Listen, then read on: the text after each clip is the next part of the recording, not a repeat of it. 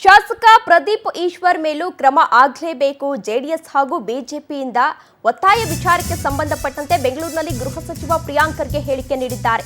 ಶಾಸಕ ಪ್ರದೀಪ್ ಈಶ್ವರ್ ಮೇಲೂ ಕೂಡ ಕ್ರಮ ಆಗಲೇಬೇಕು ಅಂತ ಹೇಳಿ ಬಿಜೆಪಿ ಹಾಗೂ ಜೆಡಿಎಸ್ ನಾಯಕರು ಒತ್ತಾಯವನ್ನ ಮಾಡ್ತಾ ಇದ್ರು. ಆ ವಿಚಾರಕ್ಕೆ ಸಂಬಂಧಪಟ್ಟಂತೆ ಬೆಂಗಳೂರಿನಲ್ಲಿ ಗೃಹ ಸಚಿವ ಪ್ರಿಯಾಂಕ್ ಖರ್ಗೆ ಹೇಳಿಕೆ ನೀಡಿದ್ದಾರೆ.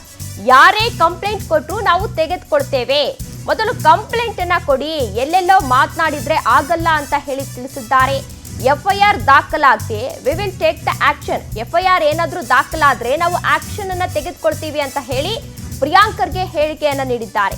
ಬನ್ನಿ ಕಂಪ್ಲೇಂಟ್ ಕೊಡಿ, ಸಾಕ್ಷ್ಯ ಸಿಕ್ಕಿದ್ರೆ ನಾವು ಅವರನ್ನ ಅರೆಸ್ಟ್ ಮಾಡ್ತೀವಿ, ವಿಚಾರಣೆಯನ್ನ ಮಾಡ್ತೀವಿ ಅಂತ ಹೇಳಿ ಬೆಂಗಳೂರಿನಲ್ಲಿ ಗೃಹ ಸಚಿವ ಪ್ರಿಯಾಂಕ್ ಖರ್ಗೆ ಹೇಳಿಕೆಯನ್ನ ನೀಡಿದ್ದಾರೆ. ಬನ್ನಿ ಕಂಪ್ಲೇಂಟ್ ಇದ್ರು ಕಂಪ್ಲೇಂಟ್ ಕೊಟ್ಟರೆ ತಗೋತೀವಿ. ಕಂಪ್ಲೇಂಟ್ ಕೊಡಿ ಸ್ವಾಮಿ, ಸುಮ್ಮನೆ ಮೀಡಿಯಾನಲ್ಲಿ ಹೋಗಿ ಮಾತಾಡಿದ್ಕೆಲ್ಲ ನಾವು ಅರೆಸ್ಟ್ ಮಾಡೋಕ್ಕಾಗುತ್ತಾ? ಎಫ್ಐಆರ್ ಮಾಡಿ, ಎಫ್ಐಆರ್ ಕೊಡಿ, ವಿ ವಿಲ್ ದಾಖಲಾದರೆ ನಾವು ಆ್ಯಕ್ಷನ್ ತಗೋತೀವಿ. ನೀವು ಮೀಡಿಯಾ ಟ್ರಯಲ್ ಮಾಡೋಕ್ಕಿದ್ರೆ ಅದು ನಿಮ್ಮ ಇಷ್ಟ.